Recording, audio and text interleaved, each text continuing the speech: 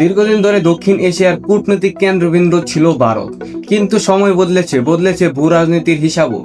আজ প্রশ্ন উঠেছে, বাংলাদেশ কি আর শুধু দিল্লির কূটনৈতিক বলয়ের মধ্যে সীমাবদ্ধ, নাকি ঢাকা এমন এক অবস্থানে পৌঁছেছে যেখানে ভারতের সঙ্গে সম্পর্ক গুরুত্বপূর্ণ হলেও সেটি একমাত্র ভরসা নয়।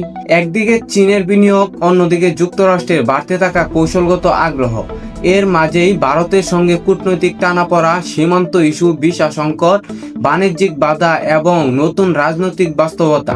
তাহলে কি দক্ষিণ এশিয়ার দাবার ভোট নীরবে বদলাচ্ছে? ক্ষমতার ভারসাম্য আর সেই পরিবর্তনের কেন্দ্রবিন্দু কি এখন বাংলাদেশ? আজকের এই বিশেষ প্রতিবেদনে জানাবো পুরো গল্প। একসময় বাংলাদেশ ও ভারতের সম্পর্ক দক্ষিণ এশিয়ার সবচেয়ে ঘনিষ্ঠ দ্বিপাক্ষিক সম্পর্কগুলো হিসাবে একটি বিবেচনা করা হতো। 1971 সালে মুক্তিযুদ্ধের ঐতিহাসিক বন্ধুত্ব থেকে শুরু করে সীমান্ত নিরাপত্তা, বাণিজ্যিক যোগাযোগ, জ্বালানি ও আঞ্চলিক সহযোগিতা, দুই দেশের সম্পর্ক বহু বছর ধরে পারস্পরিক স্বার্থের ভিত্তিতে এগিয়েছে। কিন্তু 2024 সালে রাজনীতি পরিবর্তনের পর সেই সম্পর্কের চিত্র দ্রুত বদলাতে শুরু করে। বাংলাদেশের নতুন রাজনৈতিক বাস্তবতা তৈরি হওয়ার পাশাপাশি দিল্লি ও ঢাকার মধ্যে কূটনৈতিক ভাষা ও আগের তুলনায় অনেক বেশি সতর্ক হয়ে ওঠে। বিশেষজ্ঞদের মতে এই পরিবর্তনের সবচেয়ে আলোচিত ইস্যুগুলোর একটি ছিল সাবেক প্রধানমন্ত্রী শেখ হাসিনা ভারতে অবস্থান এবং তাকে বাংলাদেশে ফিরিয়ে আনার প্রশ্ন। এই ইস্যুকে কেন্দ্র করে দুই দেশের সম্পর্ক একটি নতুন মর্মান্তিক দূরত্ব তৈরি করেছে বলে মন্তব্য করেন ঢাকার দায়িত্ব পালন করা সাবেক মার্কিন কূটনৈতিক জন এফ ডেনিলেভিচ। তবে শুধু শেখ হাসিনা ইস্যুই নয়, গত কয়েক মাসে আরও কিছু ঘটনা দুই দেশের সম্পর্ক নিয়ে নতুন প্রশ্ন তৈরি করেছে।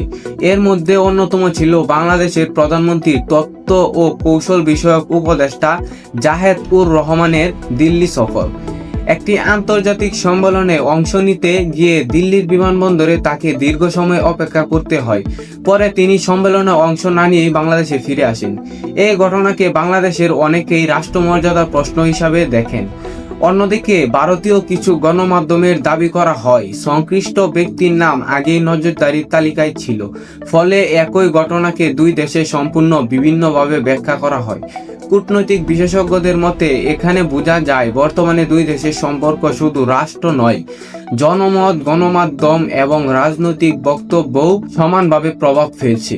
এই সময়ের আরেকটি গুরুত্বপূর্ণ পরিবর্তন নজরে আসে। বাংলাদেশের একদিকে চীন মিয়ানমার অর্থনৈতিক করিডোর নিয়ে আলোচনা এগিয়ে নিচ্ছে, অন্যদিকে যুক্তরাষ্ট্রের সঙ্গে মুক্ত বাণিজ্য চুক্তি এবং কৌশলগত দায়িত্বশীল নেওয়ার আলোচনা চলছে। আসিয়া এবং D8 জোটের সক্রিয় হওয়ার প্রচেষ্টা বেড়েছে।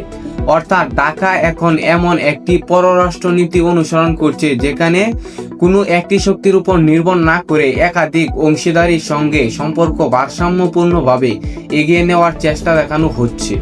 বিশেষজ্ঞদের ভাষায় এটি শুধু কূটনৈতিক কৌশল নয়, বরং দ্রুত বদলে যাওয়া বৈশ্বিক ব্যবস্থার সঙ্গে নিজে মানিয়ে নেওয়ার একটি প্রচেষ্টা। এখানেই আসে সবচেয়ে গুরুত্বপূর্ণ প্রশ্ন, বাংলাদেশ কি সত্যি ভারতের বিকল্প খুঁজে পেয়েছে, নাকি এটি শুধু কূটনৈতিক ভারসাম্যের নতুন অধ্যায়?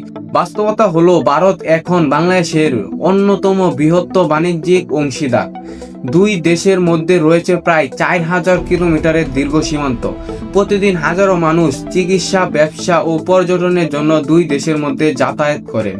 তিস্তার পানি, গঙ্গা চুক্তি, সীমান্ত নিরাপত্তা, বিদ্যুৎ, জ্বালানি, রেল ও সড়ক যোগাযোগ, এসব ক্ষেত্রেও দুই দেশের পারস্পরিক নির্ভরতা এখনো অত্যন্ত গুরুত্বপূর্ণ।